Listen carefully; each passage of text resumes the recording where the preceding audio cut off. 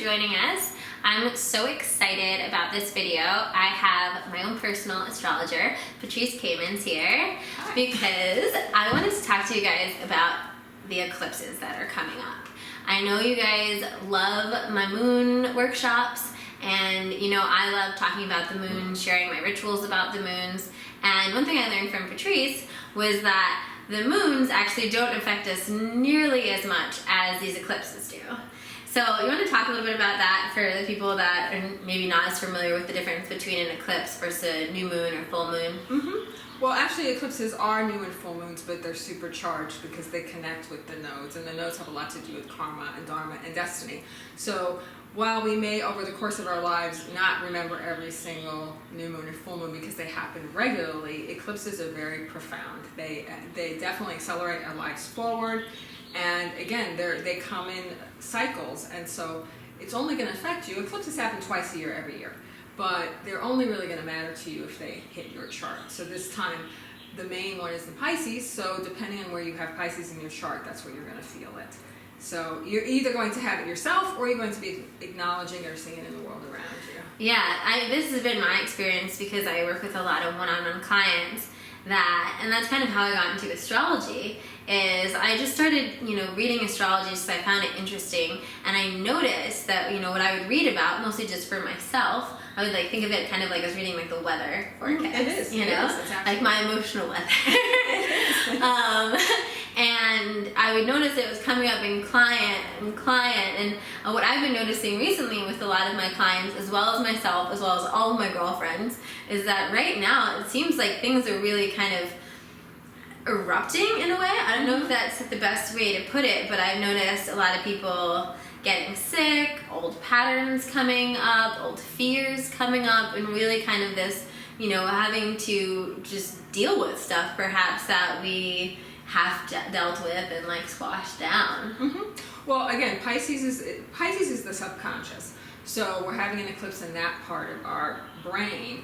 And Pisces also connects to, and Neptune in particular, which is the Pisces planet, connects to all D words: dreams, drugs, drinking, delusion, disillusionment. So what happens is, I think a lot of what's going on here is we're kind of coming to terms with things that we haven't seen clearly. Also with Neptune, we tend to be in an illusion around what's going on. So even if we've gotten hints at other points in time, again, an eclipse is connected to your soul. So the point is, even if the personality doesn't like what's going on, the soul is saying, time to move on, time to move on. What's the next journey? So therefore, it's an acceleration of whatever is going on in your life. So usually, when we're looking at a breakup or something like that, especially if people have been together for a while, there have been problems prior to this moment in time, but there has either been a resistance or not wanting to let go, or one person's trying to save the other. But you know what? When the eclipse comes, the person who's been being tried to be saved probably is the one who actually says, "I'm out of here." So because that savior is no longer supposed to be doing that, because that's not part of their development. So confusion is part of this. Oh, yay! Confusion. Sleeping. I've been sleeping I just got back from Spain, and I got hit so hard, and it was so weird because I got back and then I had a speaking engagement the next day, and I was fine for the speaking engagement. About halfway through, I was staying at it just to enjoy the other speakers. I just felt so it was like I was hit with a brick. I had to go home. I've been sleeping 12 hours every night, and just listening. So I think that's great. That's for me. I think what astrology does a lot of times is just let me know that I'm not alone and I'm not crazy. It's a confirmation of your reality. I think that's the most important thing. And so we want to go with the cycles and the flow. And as you mentioned, it's the emotional astrological weather. So again, partially the main overarching theme, I also think, since the eclipse is in Pisces, we've got two major planets there that have been traveling there for a while. One is Neptune, which again is all about, let's say, virtual reality or other realms or multidimensionality, and that's kind of like where we're supposed to be. But again, people can get lost in a fake reality, whatever's coming out of their head, or the subconscious reality. But ideally, once you start to clear that stuff, it is about manifestation and manifesting your dreams. But at first we have to clear out again the things that we're really not seeing clearly. So it's always beneficial. So you're talking more about the delusion kind of being a fear-based reality that you've created, or perhaps your subconscious has created, versus the fantasy of perhaps a visualization of what you want to create in your life. It can, yes, and again, they both can be positive or negative, but the delusion part would be that you might have a fantasy about something that isn't actually really happening. And then, and I would say again, the delusion and disillusionment is most likely to come up in existing situations. I do want to point out, because there's endings and then there's beginnings. So if you're in a new situation, a new job, or moving forward with a particular career path or relationship, I think we do actually want to look at the positive side of that right now, because they're coming in at a time when we can actually seed new kinds of relationships and scenarios. The disillusionment is because you saw something through, it wasn't what it is. So therefore, and again, Pisces wants to believe and see the soul in everyone and everything. And you're right, and you're Pisces, and I'm Pisces. Such a Pisces. We're both Pisces. I'm Sag, but Pisces, rising Pisces moon, so I'm totally guilty as charged. But you do see the soul in people, but I always use the phrase, oftentimes in reality, the outer form is an asshole. You know, so I love soul, but that's not who they, you know, that's because you can see through to them, but if they don't know who they are, they're just coming out through the personality construct. So that's where you have to sort of, again, let them go with love. Let them go with love. A beautiful way of putting it. Exactly. Wow. So there we have 2 eclipses this month. So talk me through the difference between either one, and kind of what is March going to feel like for us? Well, I think it's going to definitely be a hot mess. And actually, also, I do want to point out, because some people have already felt it, so I don't want people to think if already one shoe has dropped, that a whole nother shoe's going to drop. So again, if you've already kind of been dealing with something that's a little bit shaky, shady, all of these things has wanted you to stay in bed, understand that you've already gotten the eclipse, because actually maybe I'm in the clear now. Yeah, you may very well be, because actually they oftentimes will show up a month before, a month after. So I have noticed, colloquially, or in my client basis, a lot of people are already getting it now, or have been getting it the last couple of weeks. So no, nothing else is going to happen. Yay! But for those who haven't sort of, or they can sense some nervousness, something wants to buzz forward. And again, the official date is March 8th here in LA. It's March 9th in Europe. And basically, it depends on where it is in your chart. So I'll go through the signs really quickly if you want. Sure. In a very simplistic way. Well, if you're in Aries or Aries rising, it's in your 12th house. So it's a lot about your subconscious material and dreams and fantasies and fears. It's a great time to notice where you get caught up in sort of negative or fearful thinking and let that go, because you can start a whole new seed essence there. And I forgot to mention, the second planet connected in Pisces, which is also in this eclipse, is Chiron in Pisces, and that's a lot about the emotional body and the wounding of the emotional body and the healing of the emotional body. So this is where I find that most of us are stuck. If you're not moving forward in the way that you would like to, and you're talented, successful, hardworking, what the issue is on the emotional body. So that actually is what needs to be cleared, and all of us are pretty well damaged in some form, of course, in the emotional body. So this is really what wants to come up. And so again, whatever scenario you're dealing with, it's about that scenario, but it's really about some older patterns that you've developed probably since early childhood. And but we are in the time frame to actually embrace them, acknowledge them, and let them go. I love that. And it actually very serendipitously at that event that I spoke at, this woman, Rhonda Britton, spoke. And for those of you, she's been on Oprah. She's a big self-help author and psychotherapist, I believe. But she has a book called Fearless Living. And so I got the book because she was speaking after me. And one of the things she talked about, which was so powerful and kind of very serendipitous for everything that was going on, was just realizing, kind of what your core fear was that perhaps you established when you were little, and realizing how that is working with you in life. Because it works with us and it works against us, but it works both ways. So a lot of times, if your core fear, let's say, is being unlovable or being, a loser or rejected or whatever, we all have some manifestation of relatively the same thing, and we have different words that trigger us. But for instance, like if your thing is being unlovable, well, the kind of way that works for you is you're probably a really nice person, you know, and you probably really go the extra mile to make sure people feel welcome around you or whatnot. How that could manifest darkly for you is, let's say, in fear-based patterns, when, you know, someone doesn't show you enough assurance that they care about you or, you know, whatnot.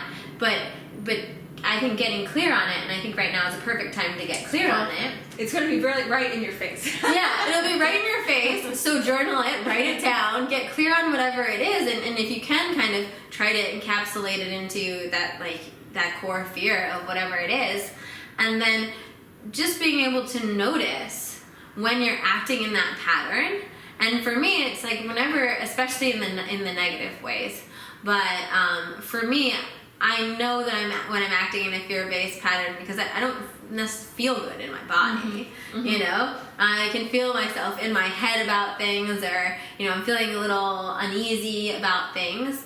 And when you can see it, and I kind of did this recently with the situation, I saw it and I was like, wow, I'm acting this way because of my fear around the situation, and not really of the truth of what the situation is. I mean, it's able to kind of break it away. Just that noticing of it can be so powerful. That's all you have to do, because already being the observer changes the consciousness of the whole situation. So then it has been brought to light. And, you know, our chart is a constellation of all of our characteristics, and there are many ways it can be expressed, obviously positively and negatively. Usually, as we're growing up, a lot of times we get twisted into a bonsai tree based on different expectations of us, and we can't really untwist that. But we do, so sort of to her point, we do have to find what is the positive of how we've become. So if we're shy, what does that offer us? If we might be empathetic. If we're a bully, we might be able to be a leader, ultimately, in a positive way. So it's just, yes, finally really accepting who we are without judgment. But yes, if it doesn't feel right, that's why we want to move it in a different direction. But there's always, we're in a world of duality and polarity. So we just have to really, you know, find the other direction of it, the other side of it. And I love that idea of, I think a lot of times, especially in spiritual communities, there's so much of, like, all this doing around it. And a lot of it really can be enough just to see it. You seeing it kind of short circuits the power in it immediately. You know, because like you said, it shifts the consciousness. Now you're the observer. And now you can, you know, sometimes, at least I'll say in my experience, it might not change the way you feel. But for me, once I fully integrate and accept it, and accept that, oh, I see myself, and then I can choose again, then it does change how I feel around the situation. But a lot of it is just allowing ourselves, whatever's coming up for you right now, to just see it, observe it, and call it out. You know, just get in the habit of calling it out. Yeah, well, most definitely. We definitely don't want to do spiritual bypass, and we can't always be happy and positive all the time. Again, we're meant to go into the darkness some of the time, and actually, in terms of God creation, it's all good. We just have made judgment about, oh, we're always supposed to be happy and tap dancing and promoting ourselves, but really, again, growth comes out of the darkness, out of the womb. So we need to have some of those down times too. And yes, trust. It's the idea we were talking about this earlier. It's like, do we believe that the universe is benevolent or malevolent?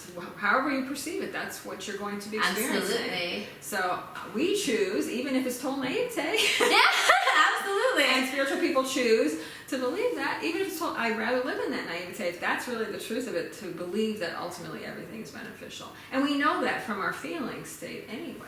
Absolutely. Our feelings, when we're inspired, when we're happy, those are telling us we're going in the right direction. Yeah. When we're in pain, it's the wrong direction, but we don't want to jump over that. But we do need to look at it, and that will change it. Yeah, and this like sacred outlook. I was just talking about this with one of my clients this morning. Well, especially during times like this, where sometimes it can be a little bit messy and a little bit funky, and maybe not the you know, maybe you're getting a rougher deal on this eclipse, perhaps, right? And maybe it is that relationship that you weren't fully ready to let go of, and they break away, or the job, or whatever you've been thinking of leaving it, and you get fired, or something like that.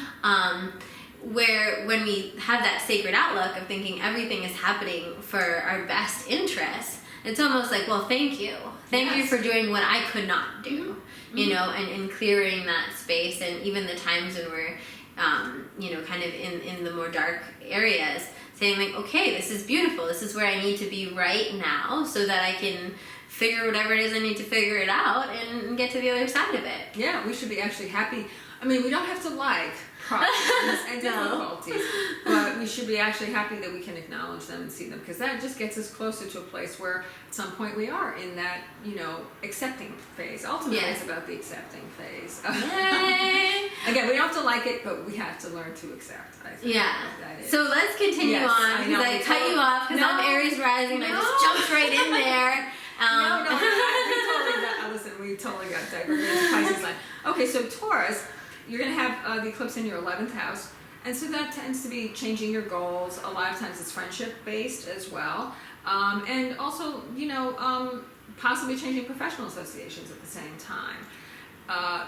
Gemini is your career house, so that's a big, for Geminis, this eclipse can actually be advancing your career forward. If you're really sick of your job, it's probably time to leave, or like you mentioned, you might be let go, but it's actually very much about moving forward in whatever your mission in life is. Nice. Cancer, 9th house. So Cancer is the spiritual development, and also really developing that spiritual adulthood, because the thing with Cancer in a negative format is that wants to be coddled and doesn't think they're grown up enough and hoping to be taken care of. Unfortunately, I've noticed with most Cancers that they did not get the nurturing they needed growing up, so it's very difficult for them to be rejected in a relationship, but there's a trust issue here that has to come in, and really learning to nurture themselves and connecting to God is going to bring them everything they want. So it's not meant to be external. Leo, it's the 8th house, so it can be about business partnerships, money coming from people, possibly certain relationships ending in that regard. It's a lot of times around sex, but it's very much about seeing what your values are and how fluid you are with that experience in life.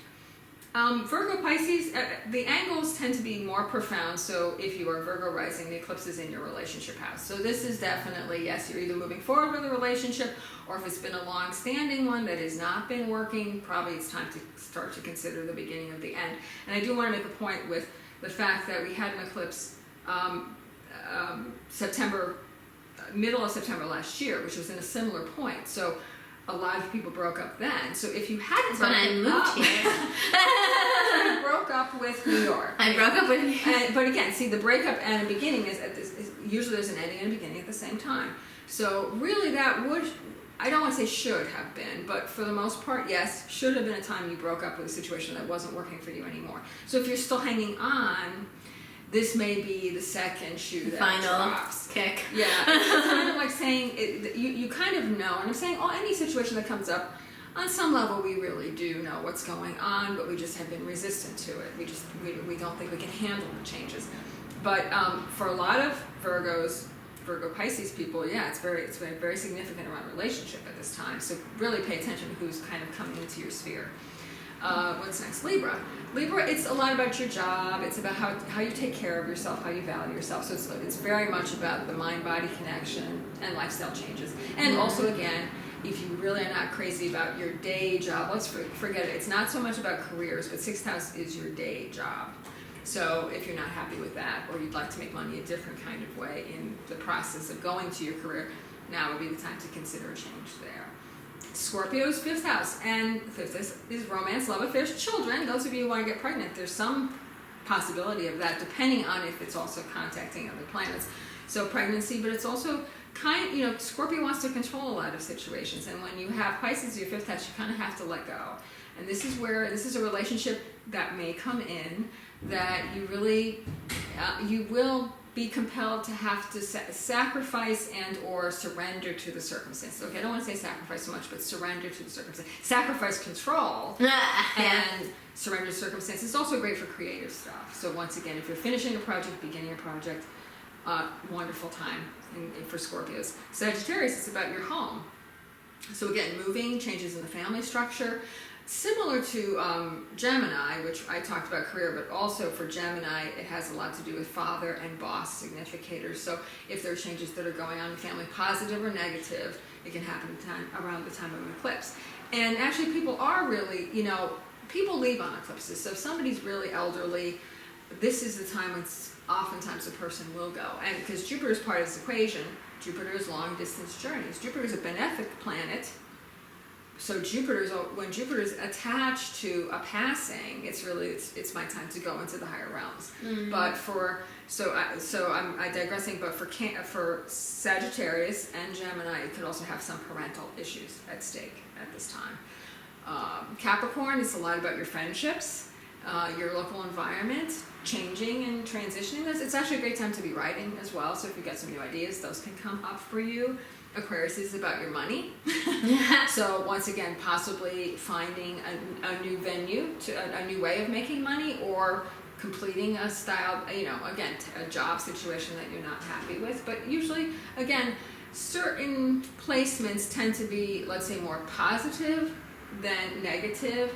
And again, I have to use that all in quotation marks, but for the most part, a beginning eclipse in your money house is going to say you're going to start to make more money. Yay! And then last but not least, Pisces, it's in your first house of self. So it's really giving birth to a new personality and kind of shedding.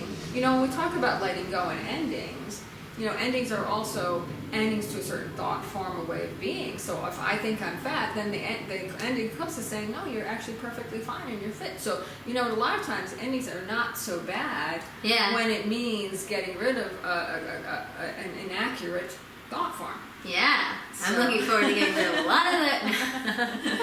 Yeah, it definitely feels like a shedding. Yeah. That's great. Thank you so much for all of that. Yeah. So let's just touch, we have a second eclipse at the end of March. So I know you had mentioned to me prior that that's not as potent as this first one. But tell us a little bit about that second.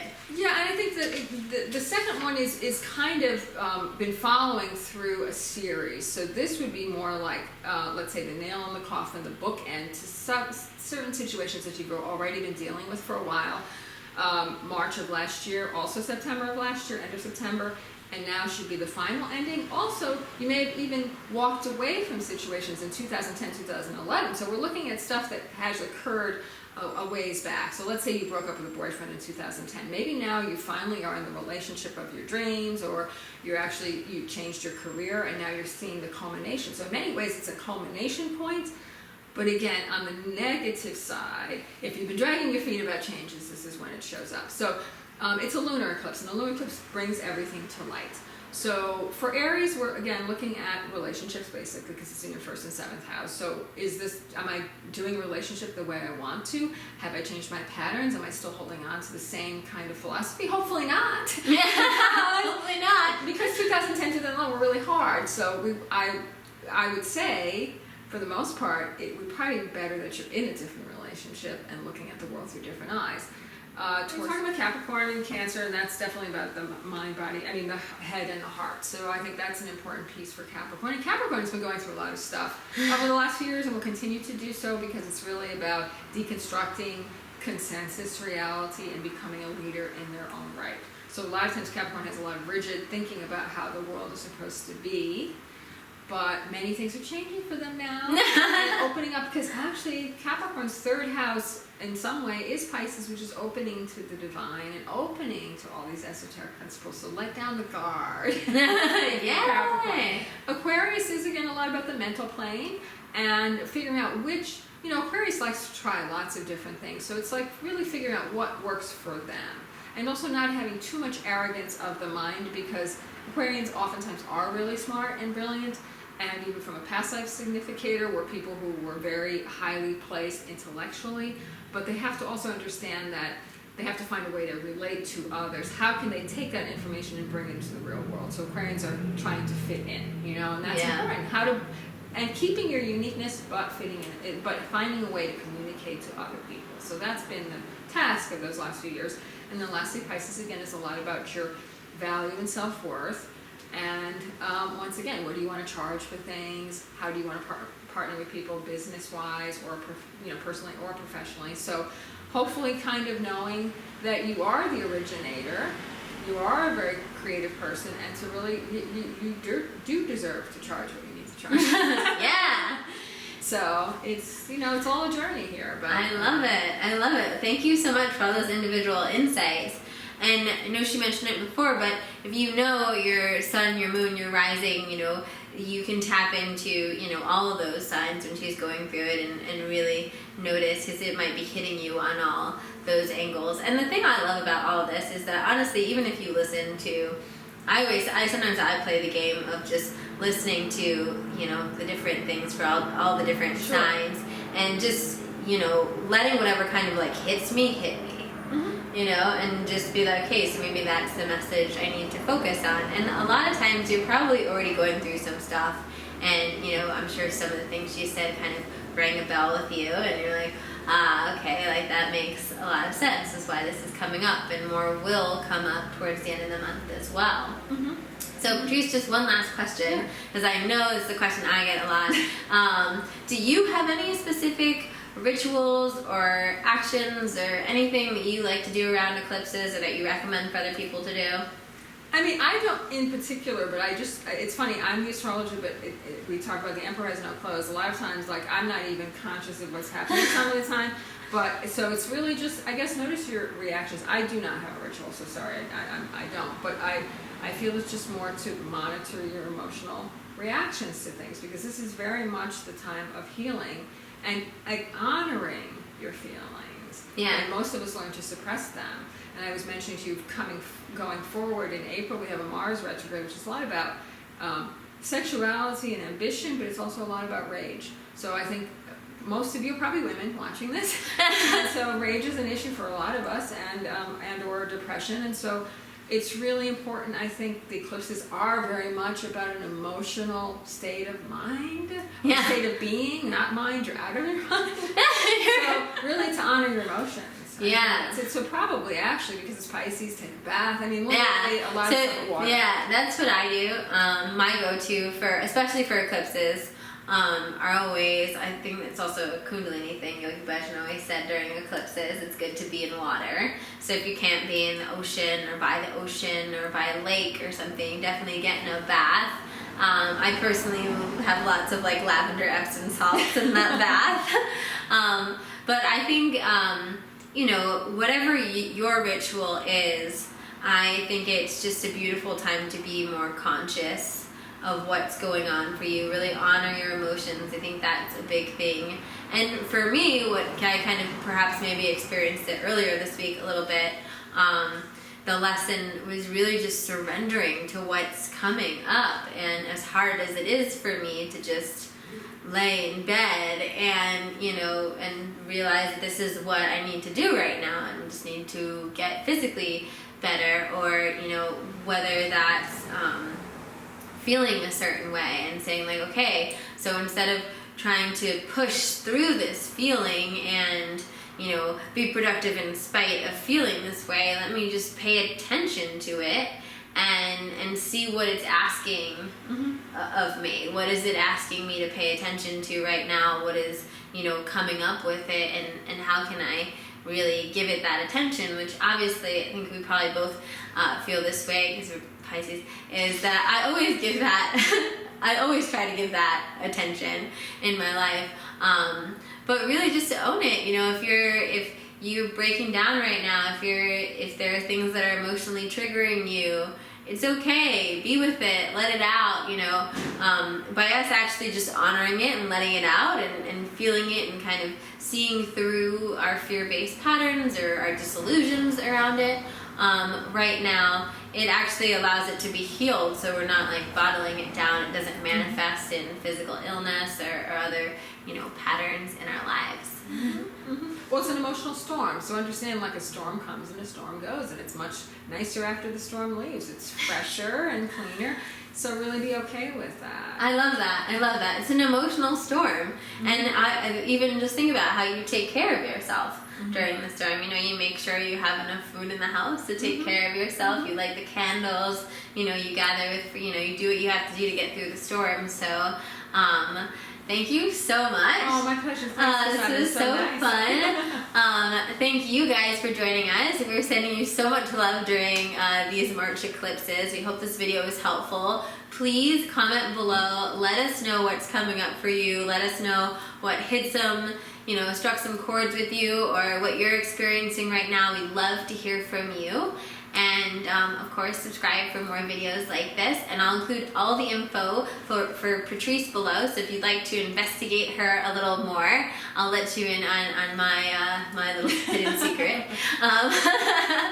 So thanks, guys, and we'll see you soon. Thank you. Bye. Yay!